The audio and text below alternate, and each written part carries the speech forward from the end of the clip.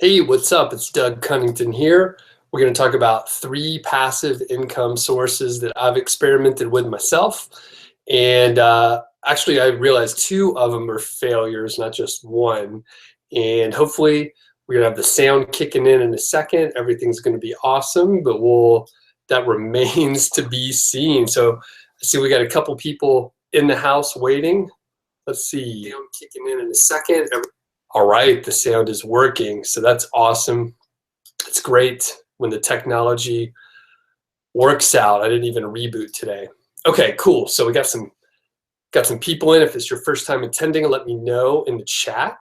I'm going to try and watch the chat pretty closely, and I'm also it's very small again. It's a very small little chat window, so I'm going to try to figure that out in the meantime. I do want to make a couple quick announcements. So before we get into it too much, and again, if you're just joining, let me know in the chat where you're from. If you are attending for the first time for a live stream, let me know that too. Glad to have you. Okay, first, tomorrow I'm going to do a live stream with my friend Alex over at WP Eagle. Okay, so that's a WordPress channel. Basically, he covers mostly WordPress stuff, but he interviewed me a couple weeks ago and it went really well. We, had, I guess, a good overlap of audience and we like each other. So we're doing a live stream tomorrow. It's going to be a Q&A, I think. It's going to be over on Alex's channel, though. So just be sure you're subscribed to Alex's channel. I'm sure someone in the chat can put a link over to Alex's channel, but if you just look up WP Eagle, you should be able to find it. It's pretty easy. So I'm going to be over there. I believe that is going to be at 1 o'clock tomorrow Mountain Time, but if you subscribe to his channel, you should be able to get the notification and all that stuff. Number 2 is I'm actually doing a webinar tomorrow at this time. It's going to be on improving revenue, income, and conversions for Amazon affiliate sites. So if you, I didn't pull a link, but you should be able to find that pretty easily if you go over to Niche Site Project, and I'll pull a link before we finish the live stream today. And third is I just want to make sure that everyone is subscribed to the email list. I recognize a lot of names in there. We got Drifter, we got JP on, Leo's on, we got let's see, and Drifter is the first time on. Oh wow, we got a lot of the chat going on here. We got Lance, we got Aber, Dennis is on. What's up? Blue Fuse, that's another Doug. Jeff is on. Awesome. Yeah, Jeff, I haven't seen you in a while. Abel, you should be able to hear a refresh if you need to. And we do have a good Canada contingent today. I know a few of the people. We got Adrian on also. And by the way, Abel, I think the sound is working, so maybe try and refresh or just make sure you're not muting the sound. We got Bucharest Inc., another Canadian. This is really cool. All right. I'm going through. And Pikachu, you can hear, but you can't see me. Or sorry, that's JP. Okay, so everyone refresh, and I'm just going to go to the bottom to make sure everything's good to go. And quick little note, Lachey, who I helped out with coaching a few weeks ago, she got her first sale last night. So that's awesome. Congratulations. Now just got to do it again and again and again. Okay, so we'll get into it. This is 3 passive income sources that I've not just read about or heard about. I've actually tried these, and some work and some don't. So first thing off the bat, excuse me, I do have a cold, but I'm going to work through it. So basically, I've worked through several different passive income ideas. A lot of people will just talk about the ideas and they haven't tried them. they can't speak from firsthand experience. And if they are talking about it, sometimes they will talk about their failures and then tell you how to do it. They haven't like successfully implemented something. That's not the best advice most of the time. So first off, I'll tell you about like the biggest failure. Perhaps it's the most interesting. This is a real estate investment. And basically, I graduated from college in 2003. Is that right? From 2003, I got a job. I lived in a couple apartments, rental stuff. I was working at a management consulting firm, traveled a lot, blah, blah, blah. A lot of my friends were settling down, buying homes at that time. They were getting married and they were basically settling down. So I was like, hey, I should buy a house. I, been saving up some money. I have, a good job and it looks stable. I should buy a house. So if you, I'm sure everyone remembers in 2005 to 2006, the real estate market was, depending on where you were located, you were sort of still growing. The values were quite high. And that is around the time that I bought my house. So I bought my place in December of 2005. So about a year and a half after I got my job, which I think is probably typical for, someone in that position. Basically, I had a job for a little while. I was able to save some. People were settling down. It's like the normal narrative to buy a house if you could afford it at that time. And as you probably know, it didn't even matter if you could afford it or not. In fact, I think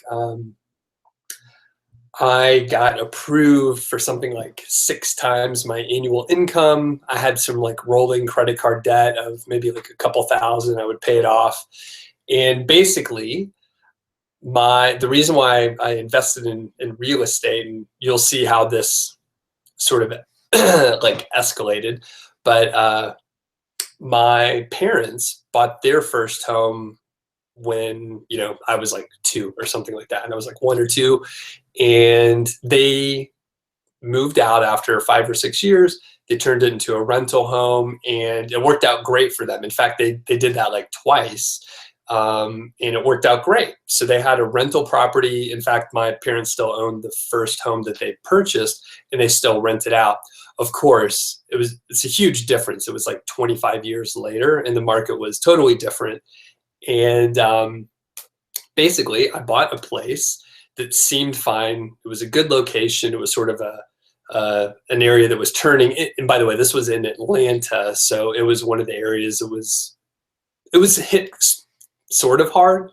I know different, California, Florida, probably a little bit worse, but Atlanta, it was hit pretty well in 2008. So anyway, I'll fast forward and say my plan was to buy the house, live there for a few years, fix it up a bit, move out, probably, get married, and that sort of, again, that sort of narrative.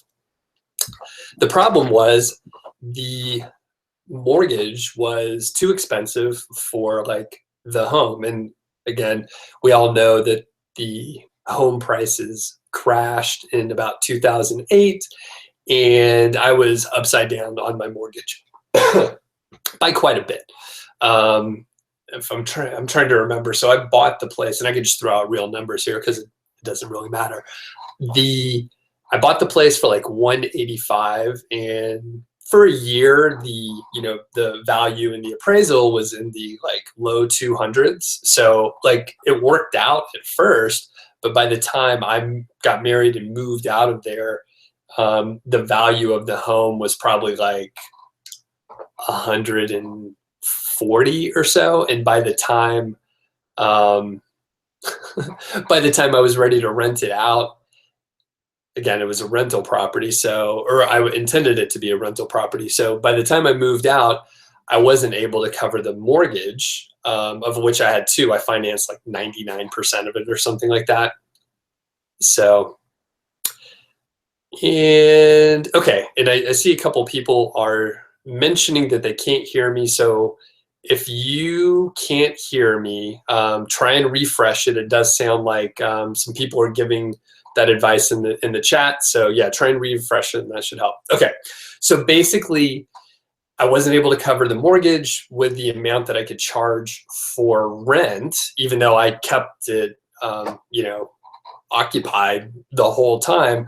I went on for like 2 to 3 years trying to make it work. And, you know, this is, you know, classic like sunk cost fallacy type situation. And of course, with a mortgage, you have to think about the different options that you may have.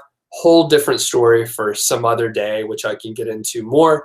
But I could tell you eventually it didn't work out. It was a failing proposition and I don't have the home anymore. And yeah, it was just a bad deal. So, I mean, I did limp along. I could afford to pay the $200 to $300 per month that I wasn't covering from the rent. So I could cover that. And it was basically like throwing away $200 to $300 a month. And by the way, if you get a rental home or any kind of investment property, the part that people sort of neglect to tell you is there's going to be maintenance cost, right? It's hard to estimate that, but there's definitely going to be maintenance cost. I had the AC go out. I had like a leaky roof at some point that I had to, you know, take care of. And there were a few other things, but again, normal maintenance, painting, leaky faucet. There are a number of things that come up, and just about everything costs, you know, $100 or more. Something big like an AC issue, like when the air conditioner goes out in Atlanta, you have to kind of take care of it. And that's multiple thousands of dollars. So that's a thing that you got to consider. So the investment property stuff didn't work out for me. A lot of it was, you know, inexperience. I was young, and I was buying a house to live in to turn into a rental property. Those don't always match up. So obviously, a rental property can be very profitable. It can be a great investment. You can fix it up, rent it out, and then sell it some years later, and you know, it just works out great. But you have to have like the right inputs. You have to buy, you know, the right property. You have to buy the right stuff for it to work out. And the numbers on the back end have to work out. So for example, and I need to move on to the next topic here in a second, but if I could have put, say, 40% down on the house and had a much smaller mortgage, well, that changes the whole equation right there. I mean, that's completely different than, you know, any other scenario, because at that point the payments each month would have been, you know, a fraction, probably half to, you know, 75% of what I was paying. And then the math kind of works out. And by the way, you probably need to make more each month than your mortgage, like as a baseline, because of the maintenance costs that you're going to have to deal with. So just remember that. Okay, moving on to number 2. So my investment property stuff was a total failure. I tried to turn my primary home into a rental property in the, you know, worst time in the last however many 100 years to buy a home. So that just didn't work out for me. It was a real bummer. Okay, number 2, again, this is a failure. This is around digital marketing and info products, affiliate sales, and that sort of thing. Now, it's a specific model that I'm going to talk about. And in fact, I drew a picture that I'm going to show you in a second. So around the time I was getting started with online marketing, digital marketing in general, I came across digitalmarketer.com. So great group of people, very smart. They basically lay out their plans for what they did in different markets to, you know, market in a digital way. When you see the concepts, it's pretty straightforward. And I recommend you check it out. It's a great thing to understand. It's all built around email marketing, and they lay it out a little more eloquently, but this is the main idea. Can everyone see this okay, by the way? Is this showing in a mirror image, or can you see it normally? Hopefully you see it normally. So the main idea here, and again, this is another failure point. So the main idea with digital marketer and their sort of, I guess, the plan that they lay out, it's not necessarily like original. It's been used multiple times in different industries. So okay, cool, everyone can see it. Okay, but essentially, you get cold traffic through ads. So you could do any kind of ads. It doesn't matter. A lot of times people work with Facebook or Instagram, stuff like that, and then you get them on the email list. So you have to use some sort of a lead magnet or some sort of content upgrade, something free to entice them. Digital marketer, in fact, uses like real physical products. So if you check out one of their sites called Survival Life, they use multiple small little items. They're from China. I got one or two just to see what it was like. They're very cheap, they're low quality, but they just have you pay for shipping. It costs like $4 and you get like a pocket knife or something.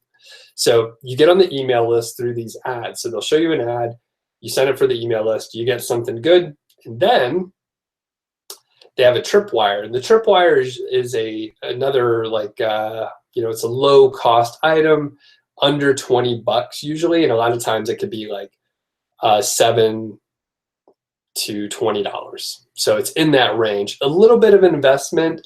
And the idea is once you pay money to someone, like you're more likely to purchase from them again, even if it's a very small item. So they call that a tripwire.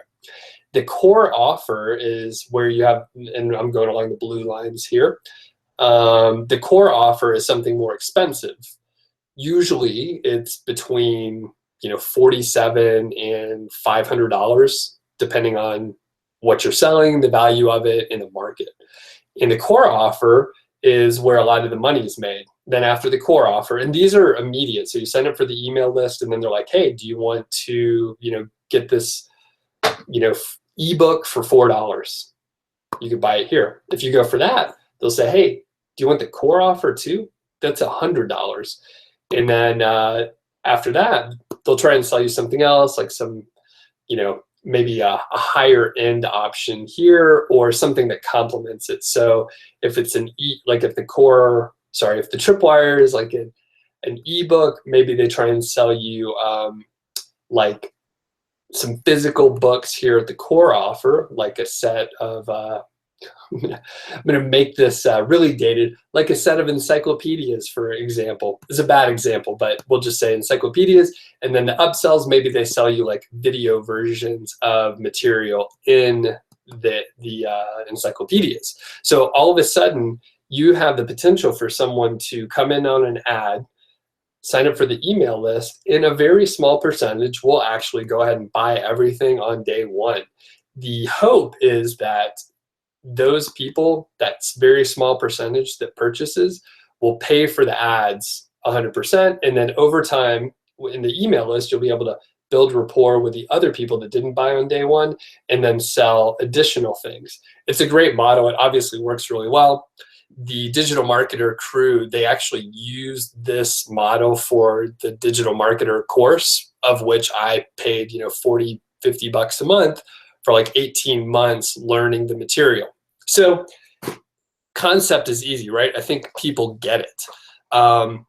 Putting it in practice, it's harder, right? I mean, if it's your first time around, like it was for me, there's a lot of issues. Like most of the time you don't hit your projection. So I would put in some estimates for what I thought could happen as far as conversions, and it never worked out. It was never even close. So I was using sort of like benchmark estimates, and it was way off. And the problem is you have to pay for the ads up front. And if you don't have a budget and you don't have sort of the experience to understand what it takes, what to tweak, it's really difficult to make it work. So it can obviously work, and I'm pretty sure the areas that I was trying to use this model, they could have worked really well, but it would take time, tweaking the ads. I'm not an expert in paid traffic, so it would take some time to make that work. And then after that, You have to develop the products. You have to deal with the customer service. There's a lot of pieces to the puzzle here that they leave out, which is totally okay. I mean, to get someone started, you have to, give them something approachable. So I actually learned a ton about, ads in general and Facebook ads specifically, and then email marketing as well. So that model didn't work for me exactly, but it was a great learning experience. I tried it in two different areas. One in a digital marketing area. So if you've been following me for like 3 or more years, you probably remember I had some products that were under $10, and I had some stuff that was a little more expensive, and then I had like a bigger video course. All of that is retired. You can't get it anymore. It's all out of date. But I tried that model and it just didn't work out. So yeah, it was a big failure. But from the passive income standpoint, once you hone that down, once you refine your offer, the ads, and so on, it would just be a matter of finding new audiences to target, and then potentially developing like multiple core offers and different upsells.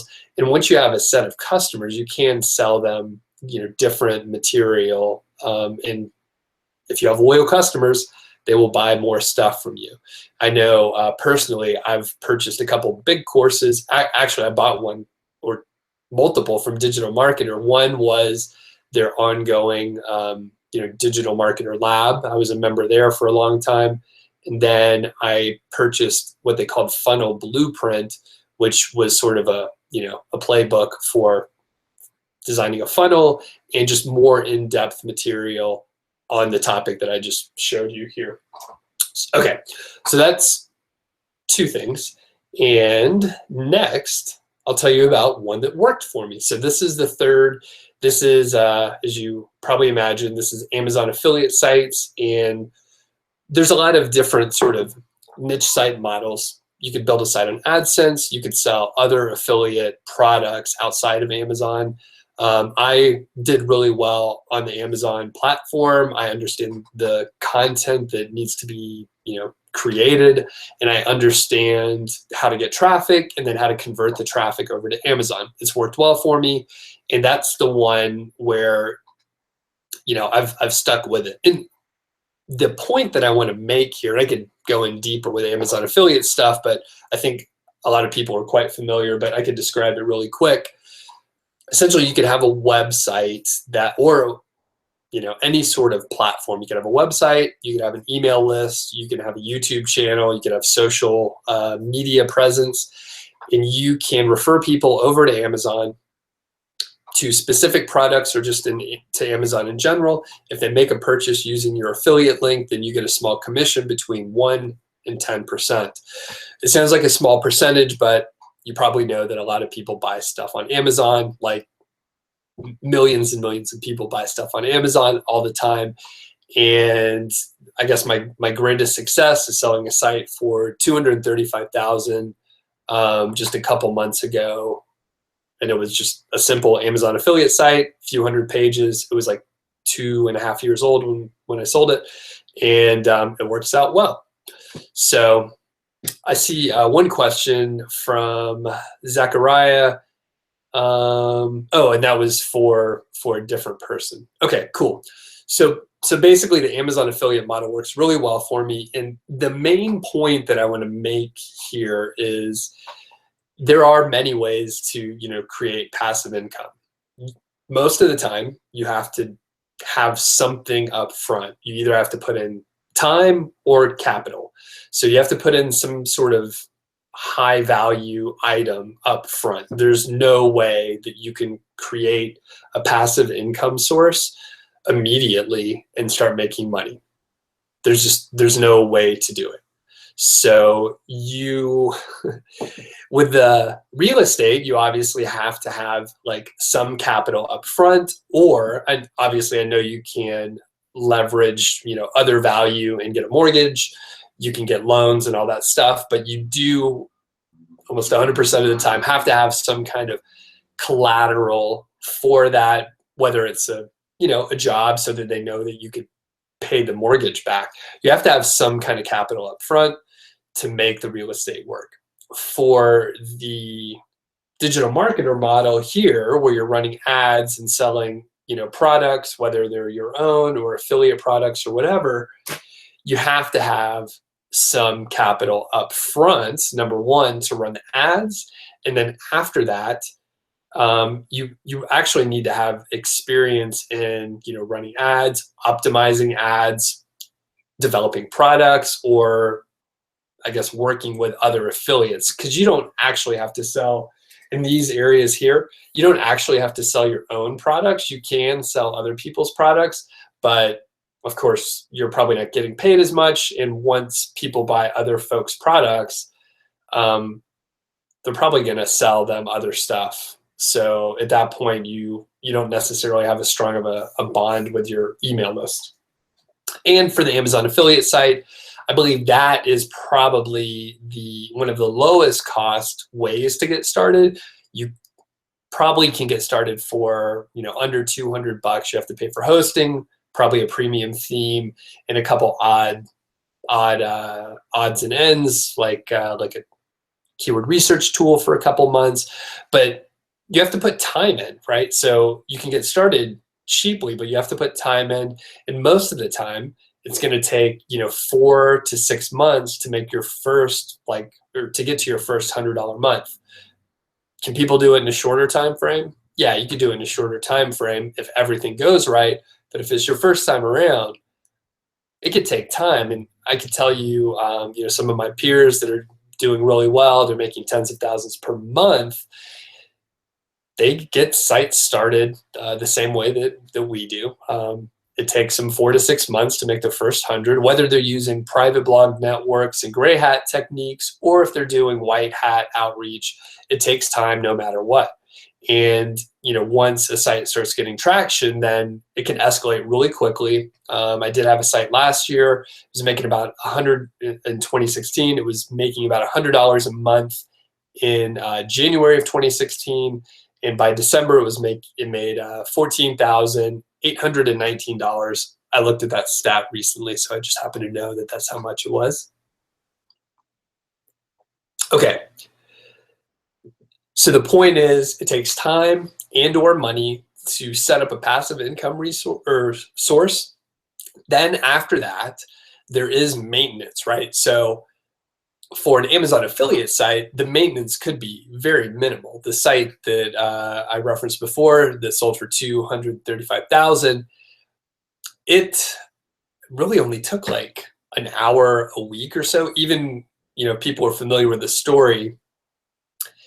Even when Rob and I were working pretty hard on the site to convert it from gray hat to white hat, we actually were still only putting in like 2-3 hours a week max. I mean, it was quite minimal. So, okay, those are the 3 sources, and I'm probably going to do more passive income stuff because it's a topic I haven't touched on much. It's one level up from what I normally talk about, which is very tactical Amazon affiliate stuff. So I'll probably do a little bit of content on this passive income idea and just other related ideas.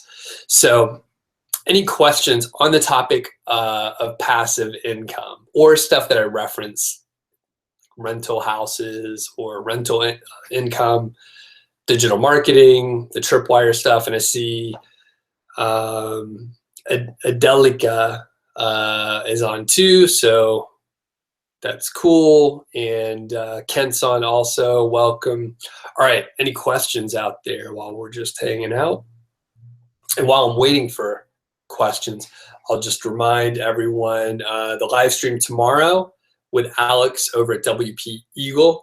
We got a webinar tomorrow morning on improving conversions and stuff. I'll grab a link in a second. And if you're not subscribed to the channel, I'd be surprised if you somehow stumbled over here. But if you're not subscribed to the channel, please subscribe.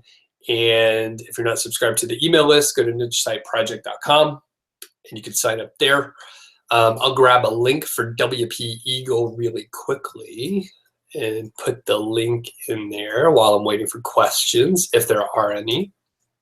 It looks like my keyboard is dying here, which is not cool. Okay.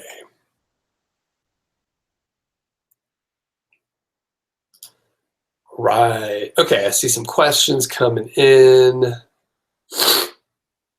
Okay, JP says, what brainstorming techniques are you using? How do I come up with ideas for products to promote? I usually just do like just raw brainstorming. And I'll just write down a bunch of ideas and then throw out the bad ones. So as far as like products to promote, I mean, you should really just go over to Amazon and start looking at like the high level category, and just you can spend an hour just clicking around, make a list of products. If you start on your main product, there's so many recommended products that are related that you can go from there. Okay. Adrian says, you're working so many hours on your site that you're working on at least 3 per day. Is that normal in the beginning? Yeah, I think so. I think 3 hours maybe on the longer end, but it depends on what you're working on and if you know what you should be working on. If you know what you should be working on, then I think an hour a day should cover it. However, I will tell you that when I got started, I was like I had no background in marketing or like digital marketing, internet, anything, making money online. So I was so interested in all the topics that I was like reading a lot of information. I was listening to a lot of podcasts, and I was trying to implement it.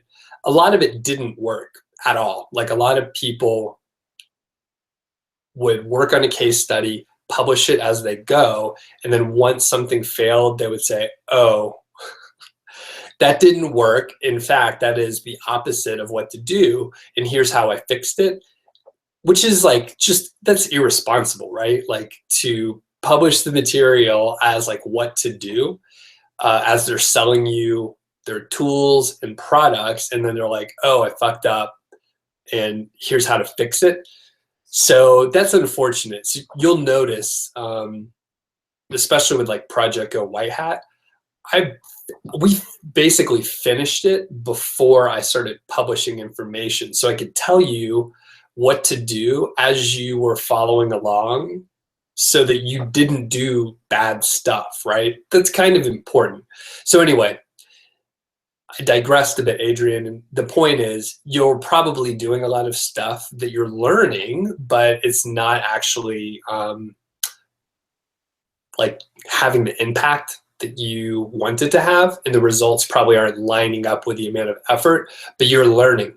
So trust me, the time that you're spending on it is okay. Just, there's some waste in there, I'm pretty sure. Okay. Next, Leo says, really thought the tripwire concept was interesting. You hadn't heard of it before, but it seems super powerful.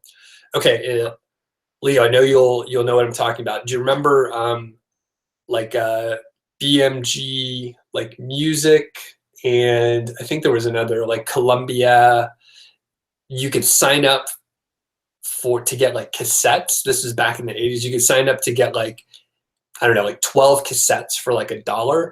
You just had to buy like 2 more at full price over the next year. That's a tripwire. $1, you get a huge amount of value, and then you're like, oh, well, overall, it's a good value, and they just had to keep you on and, have you buy a few things. So it works out. And I think that there are many examples like through history. So again, digital marketer didn't like make it up, but they communicated it in this digital world in a way that I haven't seen before. I'm sure other people teach it too, but yeah, they executed super well. John asks, have I considered creating an Amazon product and sell it? No, I haven't.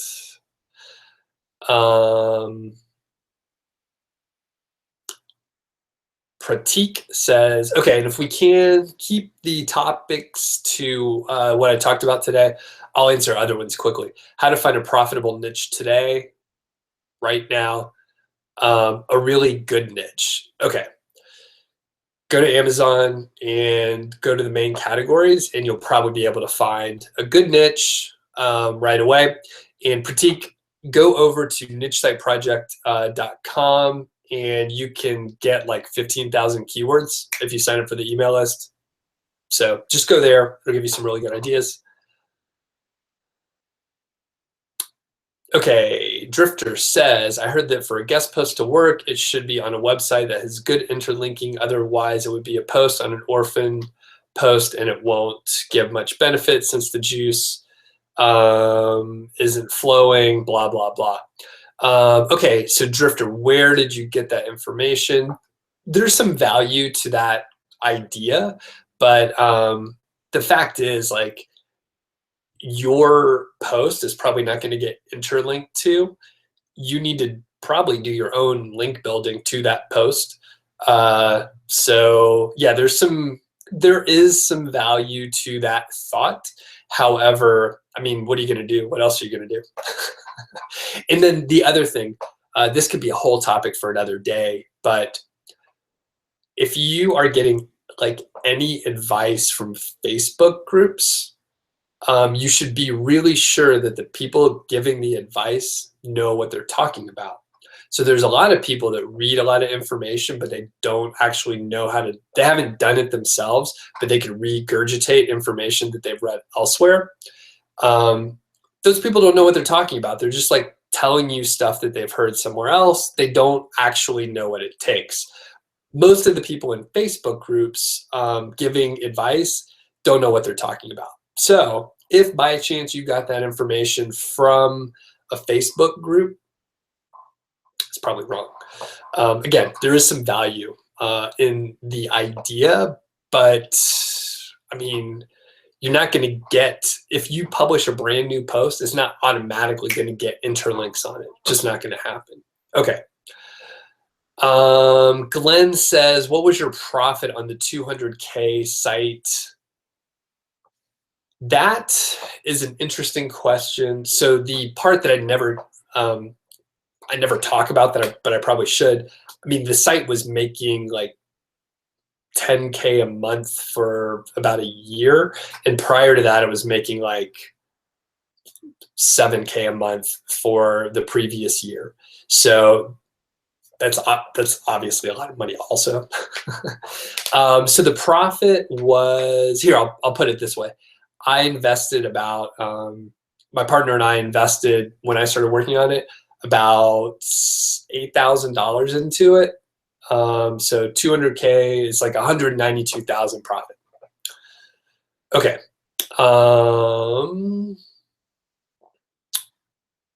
Okay. Adrian is going to be on tomorrow. Cool. And Drifter says, you thought it's a must. How can you make sure there should be interlinking? You understand what I mean. Cool. So JP asks, what would be the one piece of advice that I would give a beginner doing Amazon sites? I would say to find someone that you like and that has created an Amazon affiliate site before, maybe like myself, and maybe not just one site, but multiple sites, and they sort of have like an outline for you to follow. Follow that outline. Just stick with it. It doesn't have to be mine. Mine is just my particular flavor of project management on top of internet marketing. Find someone's. It doesn't matter whose it is. Make sure they know what they're talking about. Make sure they like have the stats to back it up, and just follow their plan. Right? Follow their plan and stick with it until you've like run through a cycle. You're gonna have some issues, and you're going to have some areas where like things were supposed to work and they just didn't. You're gonna have like a bunch of those. if you think you're going to have 4, you're going to have like 10. Know that there's going to be some challenges. Work through the challenges, and then on the other side, you'll be fine. You'll be able to do it again. And none of the individual steps are that hard. It's just like to do the right 100 steps or so in the right order. And then like when you fail on step 20, like don't give up, like figure out what you did wrong in step 18, fix that part, and then keep going. So I guess the main thing, this is like general advice for like entrepreneurship. Like you need to find like a model, find a model that works, a person that like has that model laid out for you, and then work with that model. Don't do like 4 different things. If you try my work, like the way I do things, and then you try and use like digital marketer, and you try and use authority hacker, and you try and use like Spencer Hawes over at Niche Pursuits, if you use all of our methods, it's probably not going to work out really well. You're going to be super frustrated. So, okay. Ben asked, what's my opinion on thin content? To avoid it at all costs, or having some is okay? You should define thin content for me. Since you put it in quotes, I'm not sure what you mean. And I would say, I mean, sorry, I got a cough.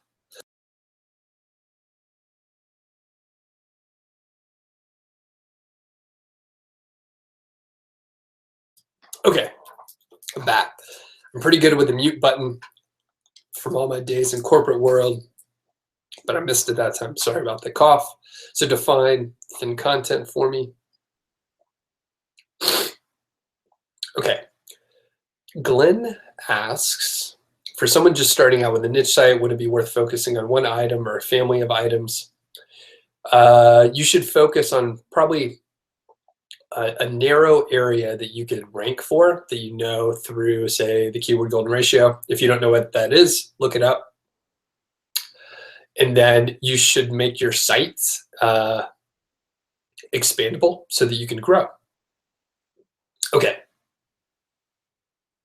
JP says, you like my model, so you'll use that. I like my model too, thanks. And it works pretty well. I have dozens of people that have worked it out. And I haven't mentioned it too much, but one of the students from, let's see, I think it was April, may have been January, I can't remember. One of the students, he's from Russia. He doesn't speak like English fluently. He doesn't write English fluently. He's hired writers. He hit his first like $100 month, I think in August, which is awesome. So he did a great job through sheer persistence, which I think you probably gathered that is a key component of this, to just work through. There's going to be problems, so you just have to work through them. Okay.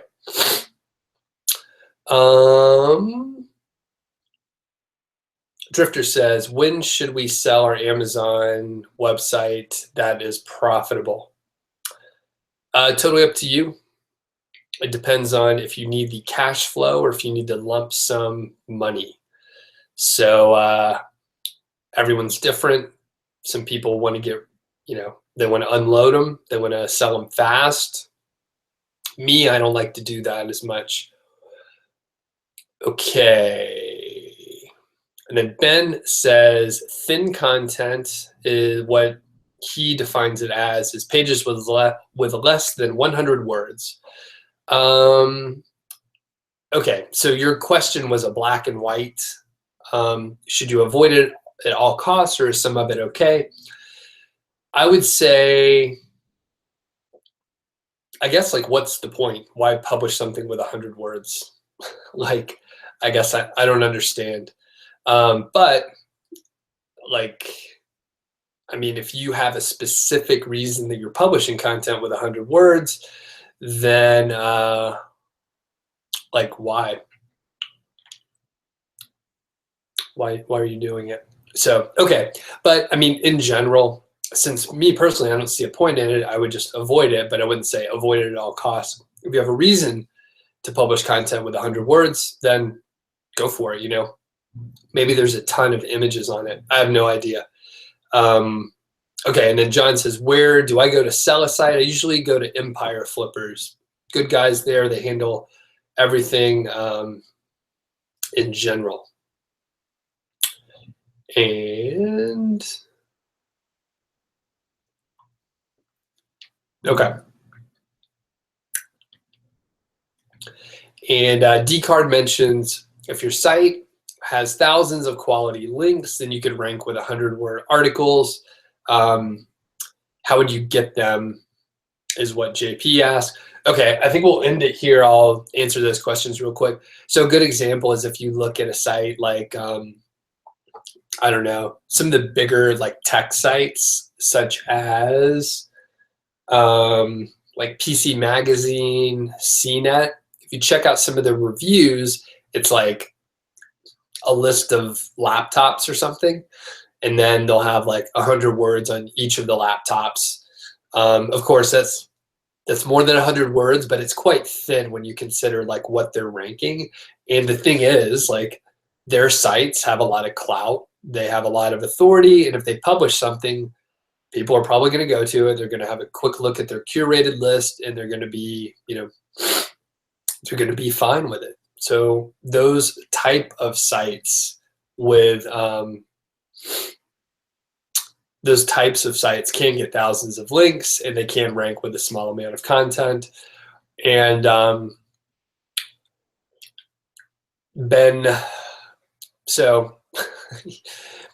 and D-Card are talking about that.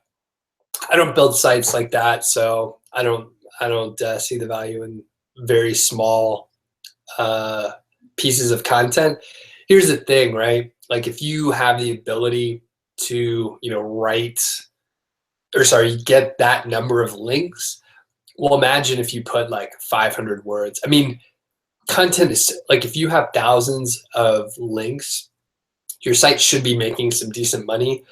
It's so cheap to get content written and published. Like, there's no reason that you shouldn't publish more. You'll get more long tail keywords, and it just seems like a no-brainer. The combination of like a lot of content and a lot of links, well, it's really good. You should do that. So, okay, cool. I'm going to end it here. I'm going to grab, I think my keyboard is working again. Maybe I'm going to try and get, it's not working for me. I'm going to try, though, to get the link for WP Eagle so you can subscribe and make sure that you're on the live stream tomorrow. Sorry, I know it's super unfun to watch me talk, figure out how to type things out and stuff, but okay. This is my buddy over here. Alex, subscribe and be sure you click the bell so you get the notifications, at least to check it out tomorrow. It'll be awesome to have you on. It's just going to be Q&A. So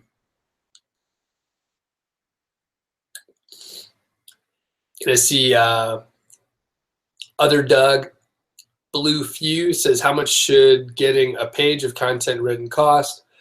I usually pay about $14 or $15 for about 1,000 words. It varies, but that's what I pay. Thanks, Ben. I will try and drink some hot tea. That is good advice.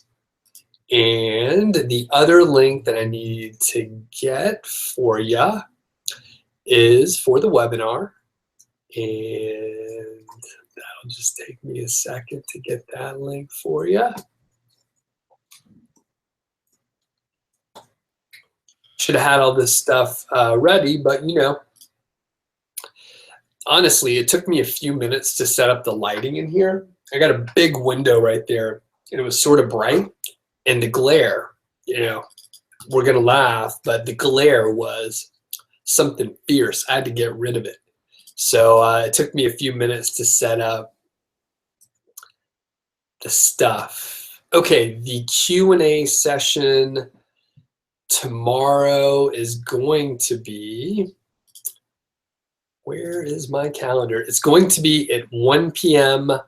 Mountain Time. 1 p.m. Mountain Time is the session tomorrow. So Leo, hopefully you'll be able to hop on there. And Tihana, thanks. She is mentioning you like the short videos I've been uploading. Yeah, I got like a pro editor to, she's doing a really good job. Okay, cool. I think I got everything. So 1 o'clock Mountain Time tomorrow. I think we are GMT -7. I think that's what we are right now. Okay, cool. Thanks everyone for hopping on today, and talk to you tomorrow, probably more than once. Have a great day.